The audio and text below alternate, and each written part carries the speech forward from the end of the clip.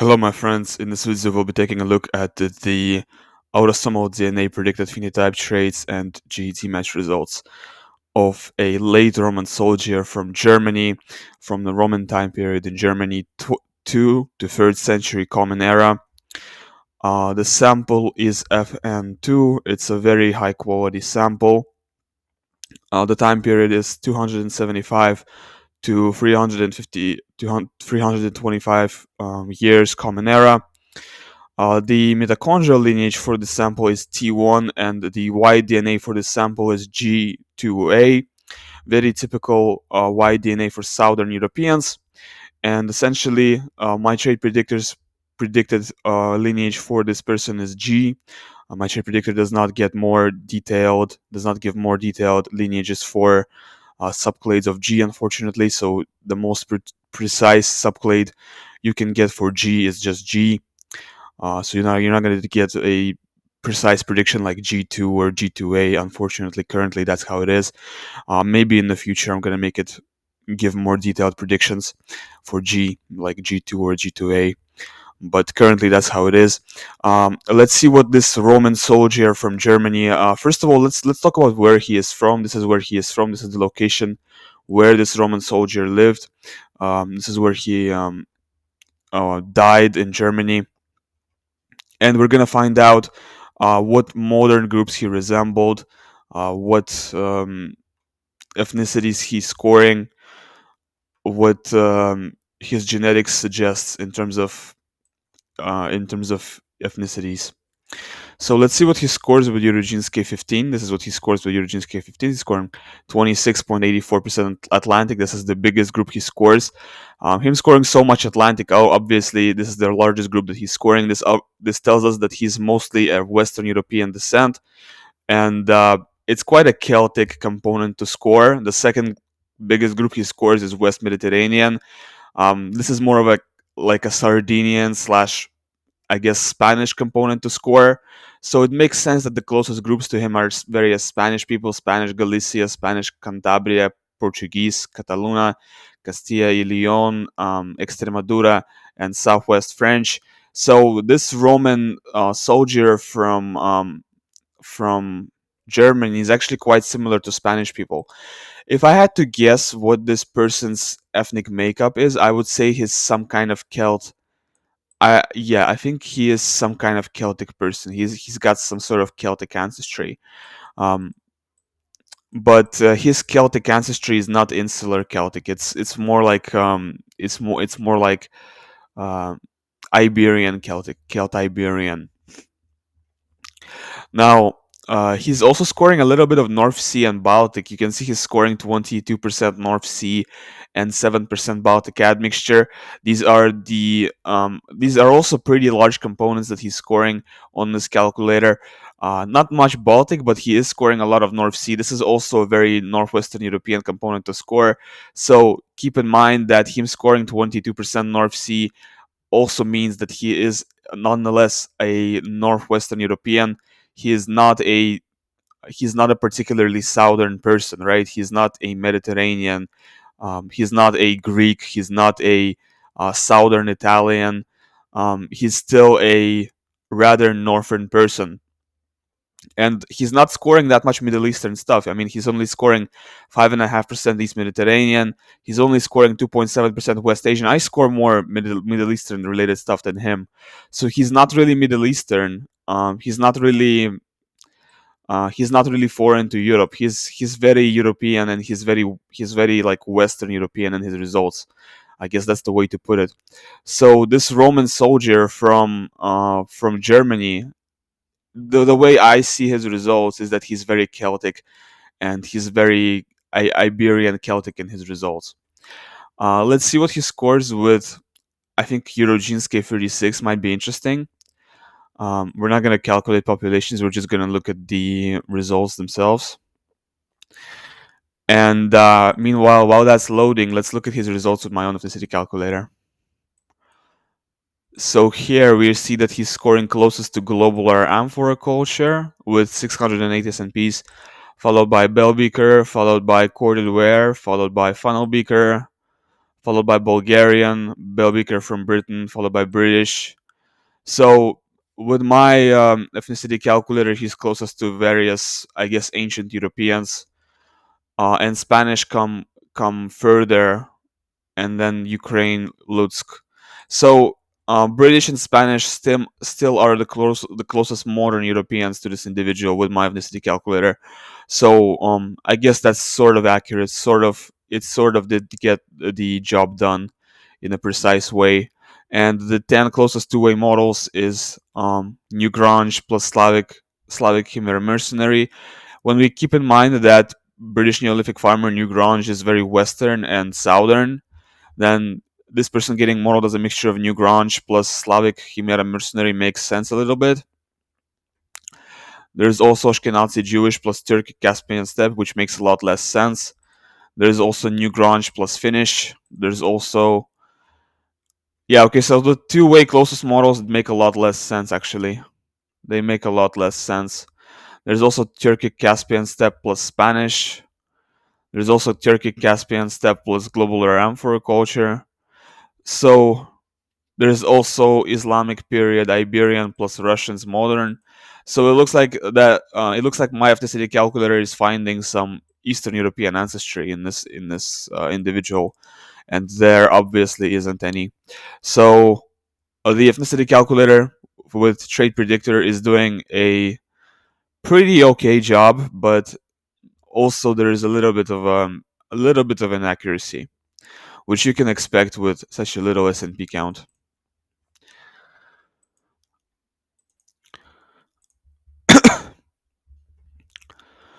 Eurogene's K36 results are done. This is what he is scoring. He's scoring 26.06% Iberian, so a lot of Spanish ancestry. So Celtic Iberian ancestry would probably fall into this cluster. 22.5% Italian. I feel like a lot of the Celtic Iberian ancestry would also fall into this cluster as well. 8.03% French. I think the French ancestry, also Celtic Iberian ancestry, probably fall into this cluster as well. 7.35% North Sea. This definitely does not. The Celtic ancestry definitely does not fall here. This is more of a Germanic or Germanic-like ancestry, but still, general northwestern European like ancestry falls here as well. West Mediterranean this is more of a like Mediterranean or farmer like type of admixture. And then North Atlantic, I feel like the Celtic admixture falls into this category as well. The Eastern European is just kind of I'm not sure why that's here, but I guess he's just scoring it because why not? And the Basque, once again, it's just kind of like general admixture that he acquired from historical mixtures with these types of people that existed and lived in this region before the Indo-Europeans got there. So it makes sense for him to score a little bit of Basque, due to just historical mixtures and stuff like that. Um, what's interesting is he's scoring a little bit of North African, 2.7% North African. He's scoring a little bit of Finno-Scandian. There's even a little bit of South Chinese, 1.5% South Chinese, which I'm attributing to simple noise in the calculator. He's scoring around 1% African in total, 0.5% East African, 0.3% Omotic. If you add them up together, it's going to be around 0.9% East African and Omotic in total. So if you add the African components together, it's going to be 0.9% in total for African components. But all in all, he looks very, very Western European in his result, very Celtic. Let's see what he looks like. What phenotype does he have? We're gonna start with Nashakot, and it looks like he has blue eyes with an amber center ring. The second most likely eye color for him is hazel eyes. The third most likely eye color for him is green eyes.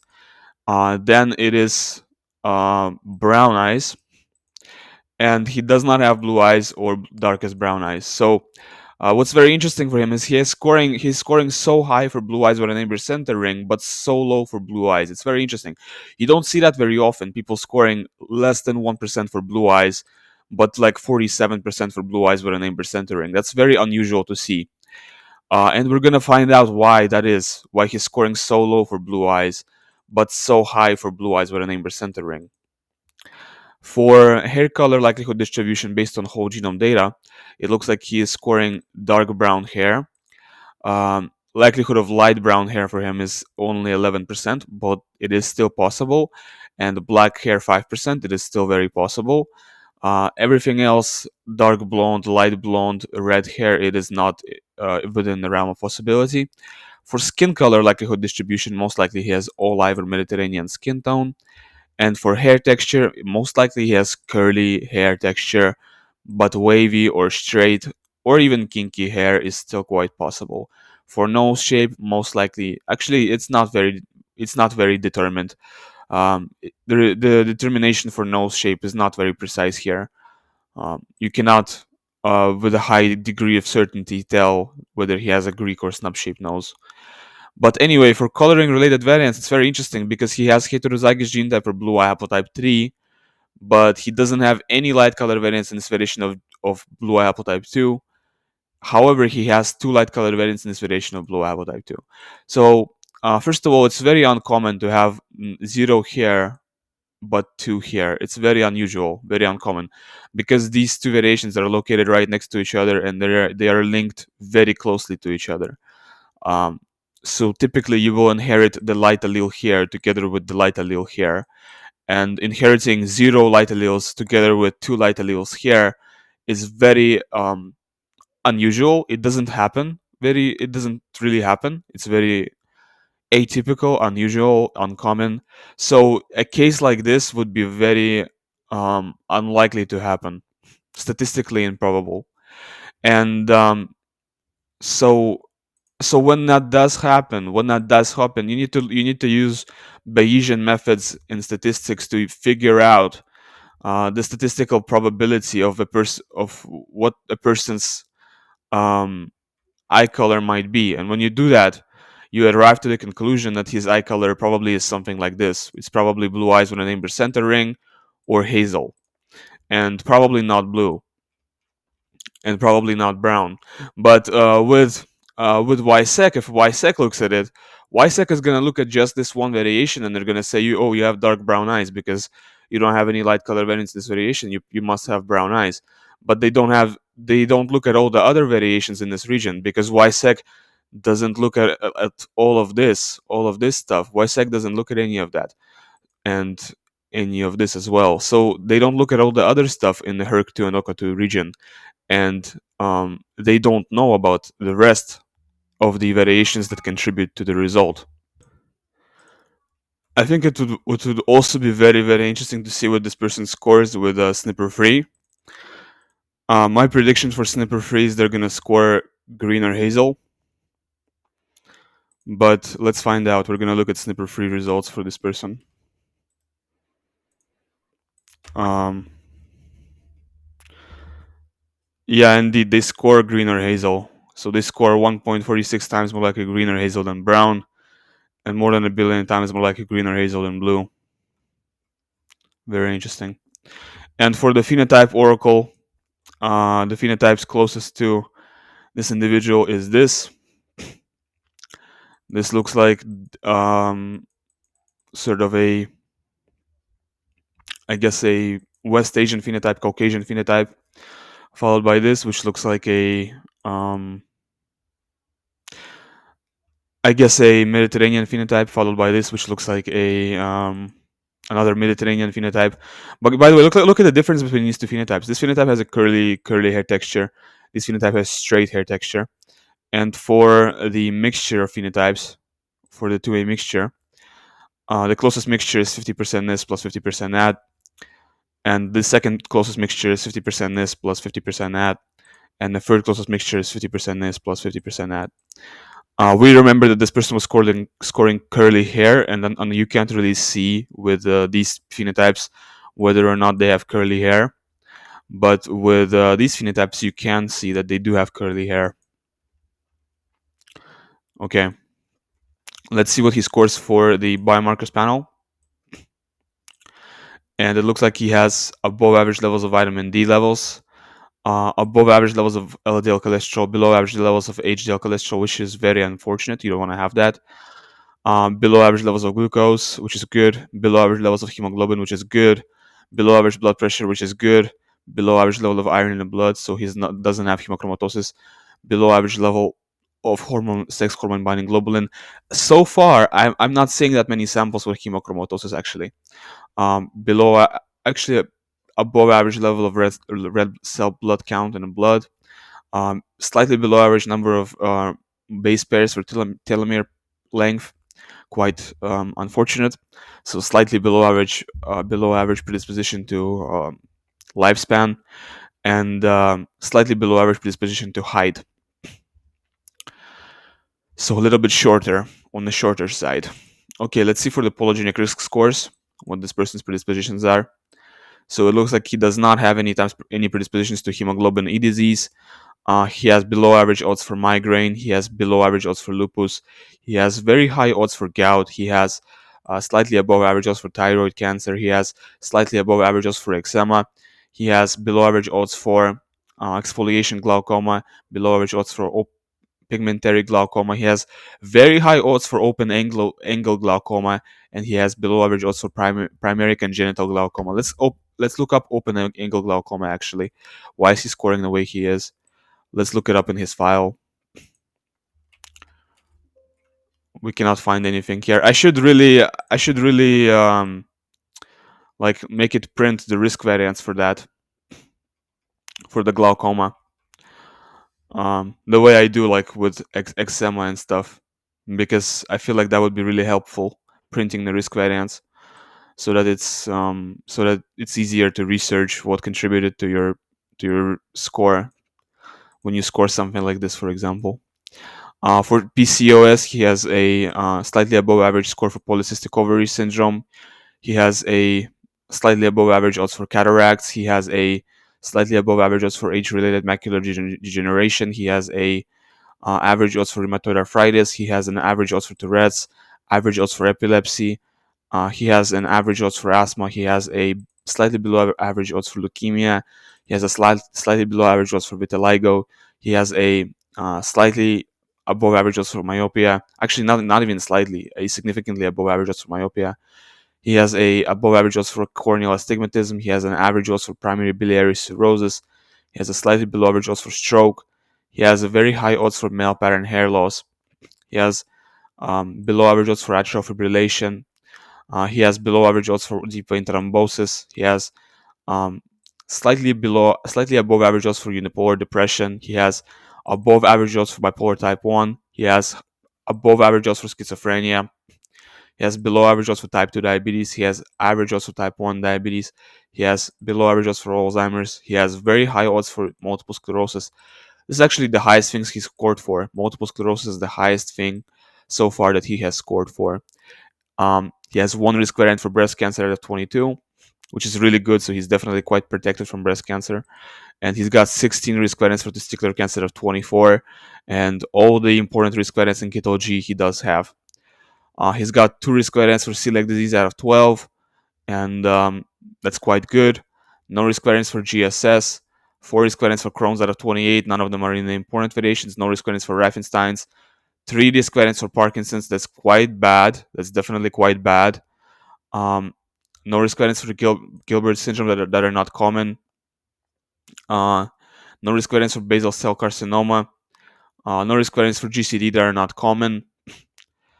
No risk variants for allergies that are not common.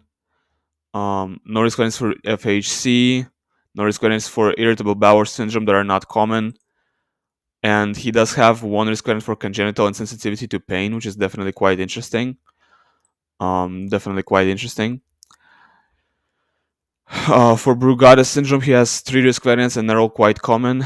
No risk variants for Treacher-Collins syndrome. He doesn't have any risk variants that aren't common for anything aside from congenital insensitivity to pain, which is quite interesting.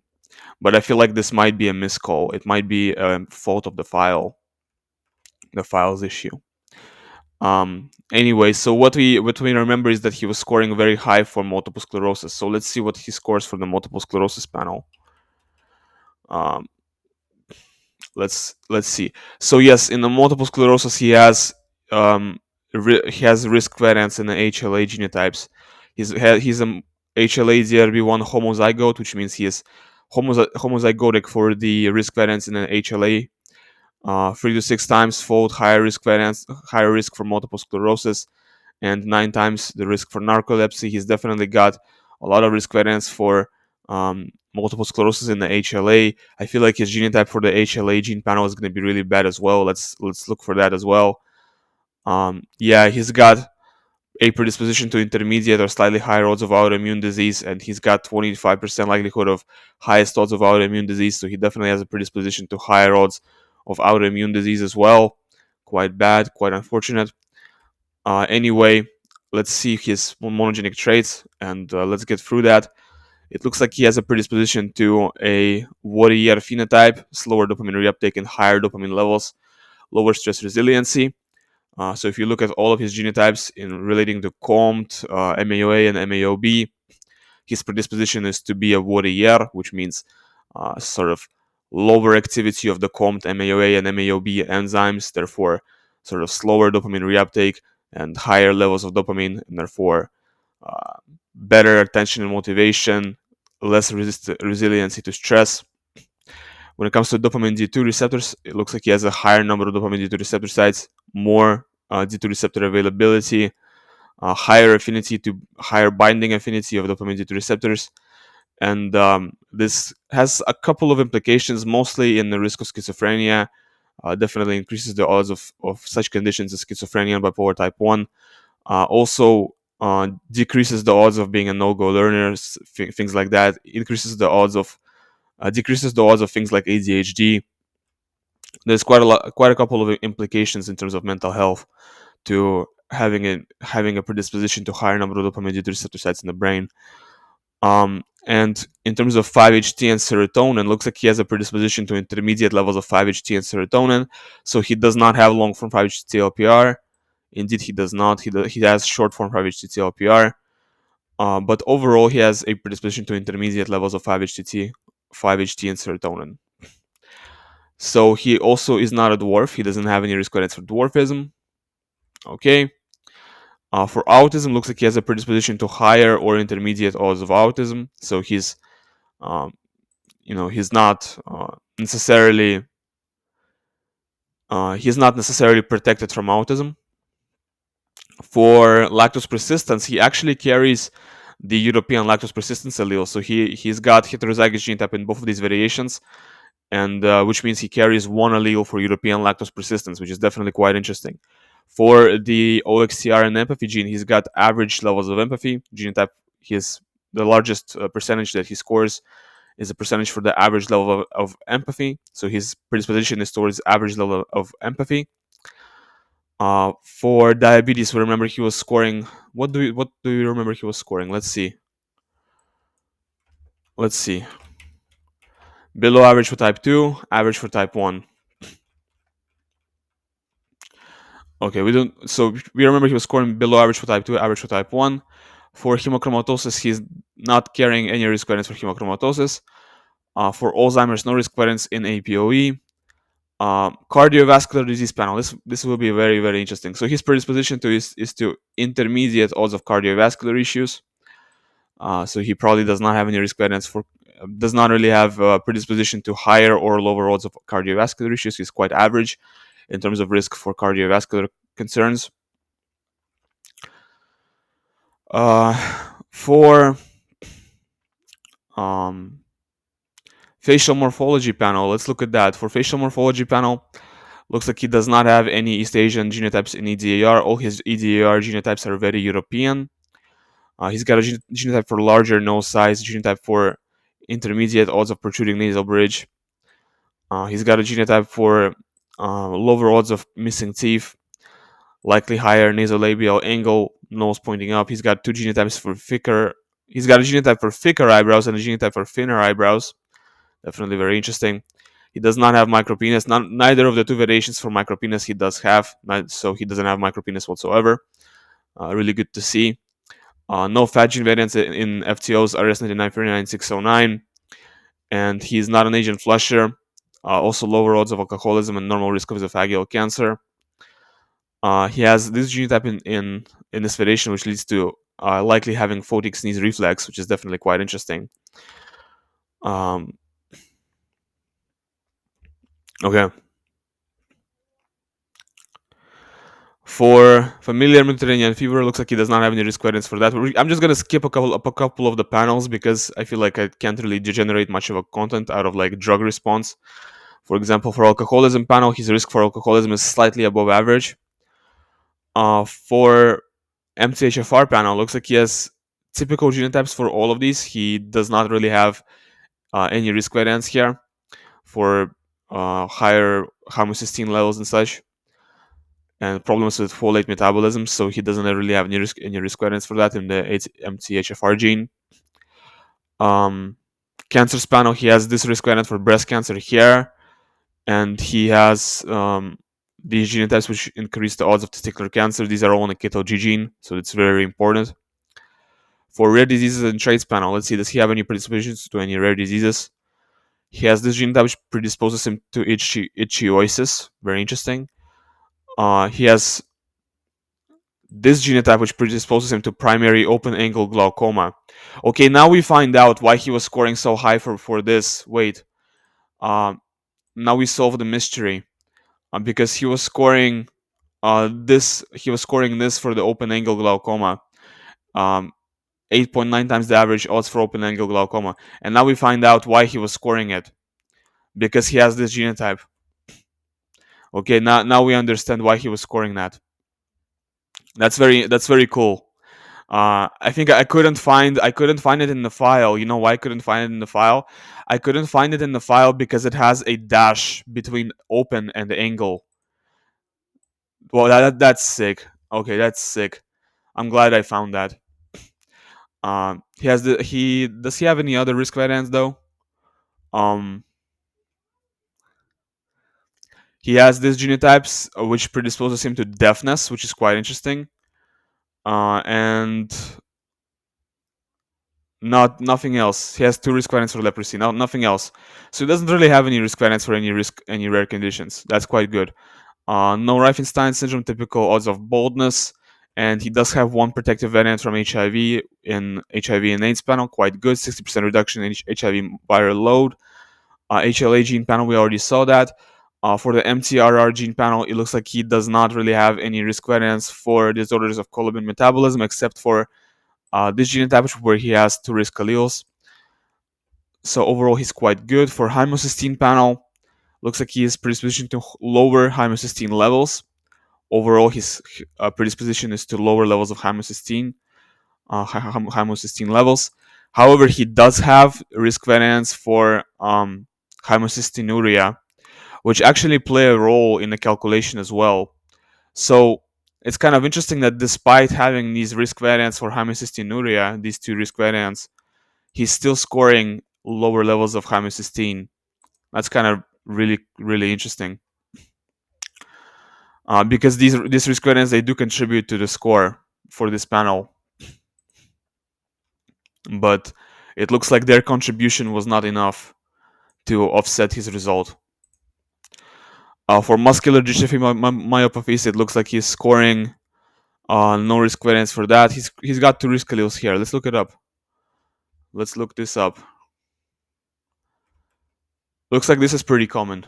Okay, not that big of a deal. 2 risk variants for adrenoleukodystrophy out of 34 total. This is definitely a miscall. So I don't really trust this because like it's so definitely a miscall. Because this person, if you look at the data that's on the spreadsheet, is supposedly died in his 60s, and people who have adrenoleukodystrophy typically don't live past the age of like 15. So yeah, this person did not have adrenoleukodystrophy, so there is no way he had 2 risk variants for that. So yeah, it's definitely a miscall. And for color blindness panel, no risk variants for color blindness, none here, and nothing was found in OPN1MW gene. For FTO gene panel, looks like no risk variants for obesity in the FTO gene, no fat gene variants in FTO. So when it comes to FTO gene, definitely no predisposition to obesity whatsoever. For syncope panel, based on 7 S&Ps, essentially average, spot on average odds for syncope. For bio traits panel, let's see. Looks like he's got wet air vax and slightly better body odor. Likely part East Asian. Definitely quite interesting genotype. So he's got a predisposition to slightly better body odor, and this genotype is sort of associated with East Asian ancestry. Definitely quite interesting. Higher odds of motion sickness. Quite cool.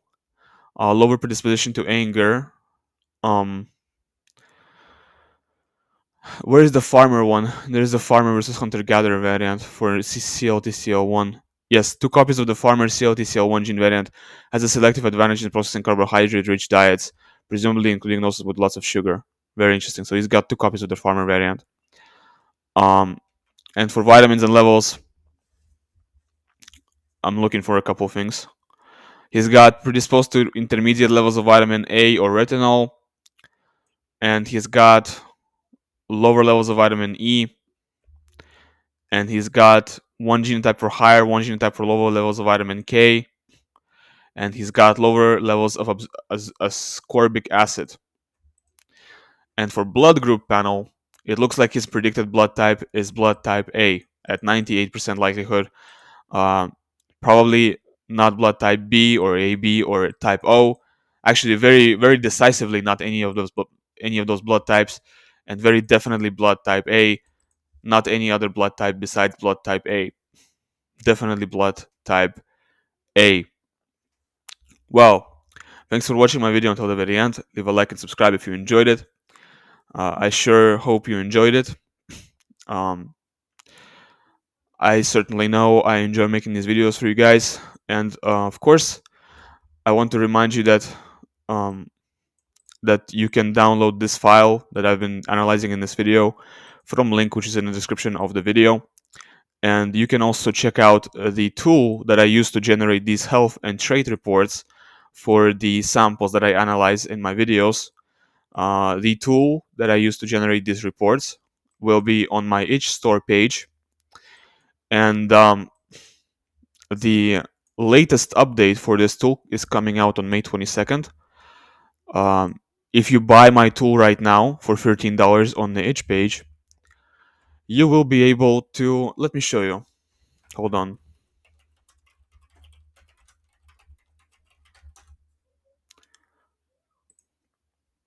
So if you go and you buy this tool right now for $13 on my itch page, you see it's version 12. You will be able to actually buy. You will be able to get the version 13, which is what I'm using to generate this report, because this is version 13. You will be able to get the version 13 when I upload that to the itch page on May 22nd, and it will have all of the newest updates and even a little bit more, because I keep adding stuff.